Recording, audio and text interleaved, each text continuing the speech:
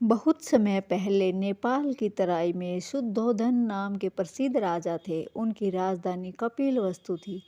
उनके पुत्र का नाम सिद्धार्थ था। सिद्धार्थ 7 दिन के ही थे कि उनकी माता महामाया का देहांत हो गया।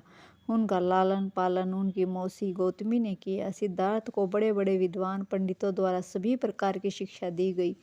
वे तीक्ष्ण बुद्धि के थे, जो पढ़ते याद हो जाता। वे अक्षत्रिय थे, राजा के पुत्र भी, अतः उन्हें युद्ध के सभी कौशल सिखाए गए। अभ्यास के लिए उन्हें शिकार के लिए वन में भी भेजा जाता था। वे बड़े संवेदनशील थे। शिकार करने के बजाय वे सोचते कि क्या पशु पक्षियों को मारना ठीक है। पशु पक्षी तो बोल भी नहीं सकते हैं। उनका विचार था कि जिसे मैं जीवन नहीं दे सकता, उसका जीवन लेने का मुझे कोई अधिकार नहीं है।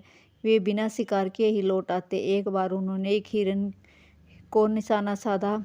सहसा उनकी दृष्टि पास खड़ी उसकी माँ पर पड़ गई। माँ की बड़ी बड़ी आंखों में तैरते दया याचना के भाव ने उनकी आत्मा को द्रवित कर दिया और वे तीर नहीं चला सके और लौट आए। बालक सिद्धार्थ जिज्ञासु प्रकृति के थे। उनके व्यवहार में अनोखापन था। विद्वानों ने भविष्यवाणी की थी कि वे एक दिन अपना घर बार त्याग कर सन्यासी हो जाएंगे।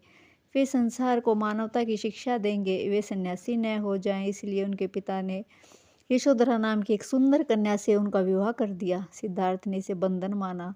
पुत्र राहुल हुआ, जिसे उन्होंने बंधन समझा। पिता ने बहुत प्रयत्न किया कि गृहस्थ जीवन में उनका मन लगे, परंतु सिद्धार्थ का मन कभी भी परिवार और राजकाज में न लगा। एक दिन सिद्धार्थ नगर भ्रमण के लिए जा रहे थे। मार्ग में उन्हें एक वृद्ध व्यक्ति मिला। उसकी आंखें धसी थी, चेहरे पर झुर्रियां पड़ी थी। वह लाठी के सहारे चल रहा था। मनुष्य की ऐसी दयनीय स्थिति देखकर उसे आश्चर्य हुआ। पूछने पर उन्हें सारथी ने बताया कि बड़े होने पर सबकी दशा यही होती है। यह जानकर उन्हें बड़ा दुख हुआ। एक दिन शिकार पर जाते समय उन्होंने देखा कि 4 लोग एक मृत व्यक्ति को ले जा रहे हैं। फिर उन्हें बताया गया कि वह व्यक्ति मर गया है। सबको एक दिन मरना ही है। सिद्धार्थ ने ऐसी कई घटनाएं देखी। उनके मन में लगता था न वन उपवन में। वे सोचते रहते, मनुष्य को इतने कष्ट क्यों भोगने पड़ते हैं। वे अपनी सुंदर पत्नी और पुत्र की ओर गए और वहां उन्होंने कक्ष में रखे दीपक के प्रकाश में नींद में डूबे उन चेहरों को देखा। एक क्षण को मन में कमजोरी आई, परंतु तुरंत ही वे संभल गए। वे कक्ष के बाहर आए। उन्होंने सेवक को साथ लिया। शीघ्र ही वे घोड़े पर सवार होकर महल से दूर निकल गए। एक स्थान पर वे रुके।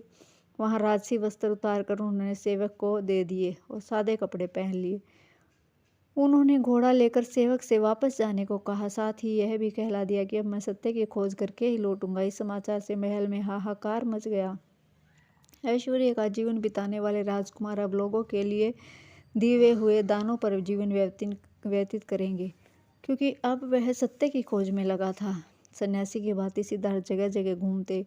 कुछ दिन बाद वे गया पहुंचे और ज्ञान प्राप्त करने का संकल्प लेकर एक वट वृक्ष के नीचे बैठ गए। 6 वर्ष की कठिन साधना के बाद उन्हें अनुभव हुआ कि उन्हें ज्ञान प्राप्त हो गया है।